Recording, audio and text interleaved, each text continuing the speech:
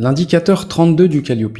Vous allez donc maintenant devoir démontrer que vous êtes capable de mettre en place un plan d'amélioration suite à l'analyse du recueil des appréciations des parties prenantes. Nous avons vu précédemment comment recueillir ces appréciations à travers divers formulaires.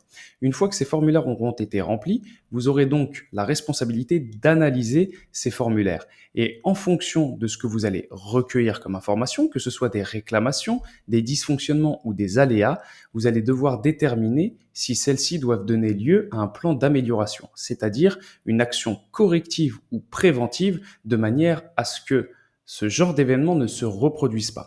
Pour ce faire, il vous suffira d'aller tout simplement dans le report du plan d'amélioration et de remplir le guide, c'est-à-dire d'indiquer qui est le responsable, quel est le problème, c'est-à-dire l'objet de la réclamation, du dysfonctionnement ou de l'aléa, la date de récupération de cette réclamation, l'action corrective ou préventive qui va être appliquée, l'efficacité et la projection, c'est-à-dire quel résultat il va y avoir suite à la correction que vous allez appliquer, et par exemple le responsable qui sera chargé d'effectuer cette amélioration.